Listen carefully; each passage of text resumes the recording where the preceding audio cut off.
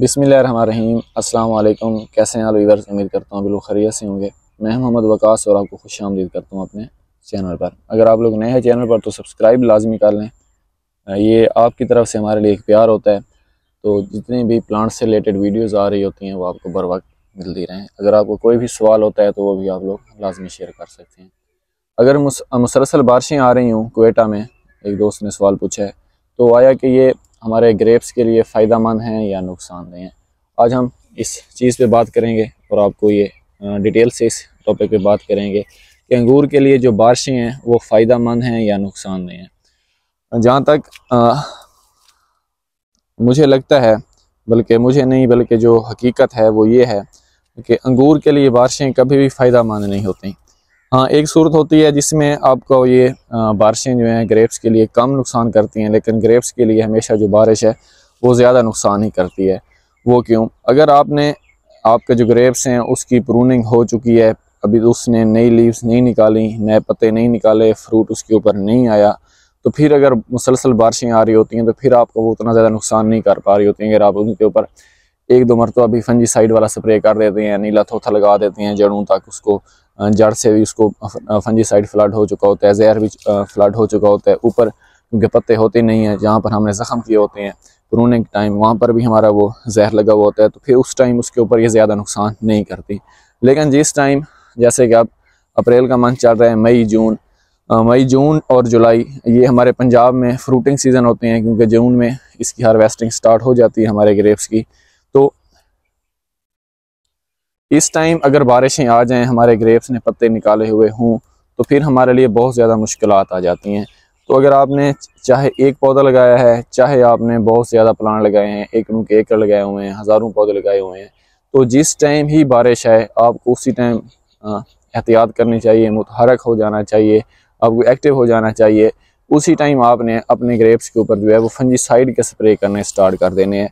मौसमियाती तब्दीली, अगर बारिश ज़्यादा आए, मीन के जो बारिश वाला होता है, नम टेम्परेचर में होता है, उसमें जो मुख्तलिफ़ किस्म की बीमारियां फैलती हैं, ज़्यादातर उसमें ब्लैक रॉट का अटैक होता है। जो पत्ते होते हैं वो हमारे जो ग्रेप्स के पत्ते होते हैं उसमें ब्लैक कलर के धब्बे आना शुरू हो जाते हैं।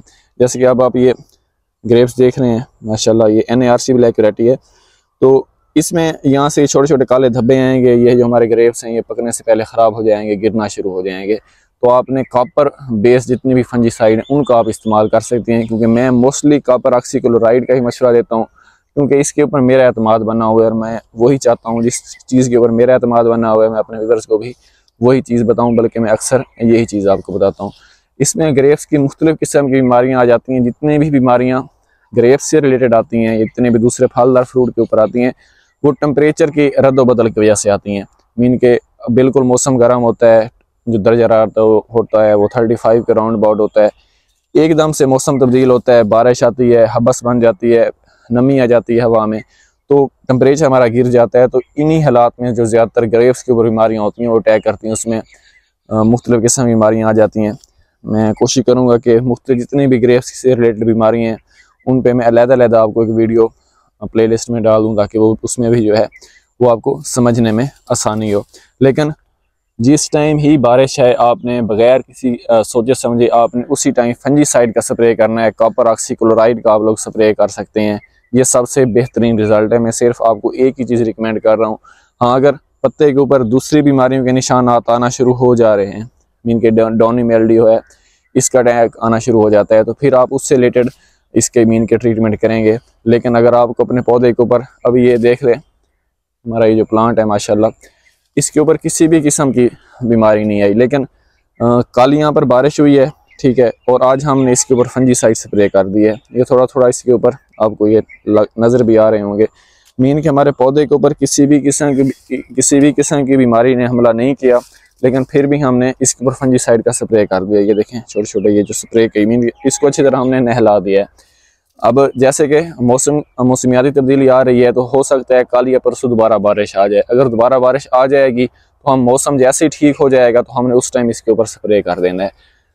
तो मीन कि इस चीज़ के ऊपर आपने किसी भी किस्म का कंप्रोमाइज़ नहीं करना। अगर मौसम ख़राब होता है, चाहे वो सर्द इलाका है चाहे वो ठंडा इलाका है, सर्द इलाके के बारे में मुझे ज़्यादा मालूमात नहीं है, हो सकता है वहाँ पर वैराइटीज़ दूसरी हों, या मे बी उसका क्या सिनेरियो होता है अभी तक वहाँ पर फिर ग्रेप्स ने फ्रूट भी लिया है या नहीं लिया, लेकिन अगर उसने पत्ते निकाल लिए हैं तो फिर आपने ये एहतियात लाजमी करनी है, उनके ऊपर आपने फंजीसाइड का इस्तेमाल लाजमी करना है। वीडियो थोड़ा सा लेंथी हो गया है, उम्मीद करता हूँ कि आपके बात अच्छी तरीके से समझ आ चुकी होगी। अगर इस वीडियो से रिलेटेड आपको कोई भी सवाल है तो लाजमी शेयर कीजिएगा। इंशाल्लाह मुलाकात होती है बहुत जल्द एक नई वीडियो के साथ। तब तक के लिए इजाज़त दीजिए। अल्लाह हाफिज़।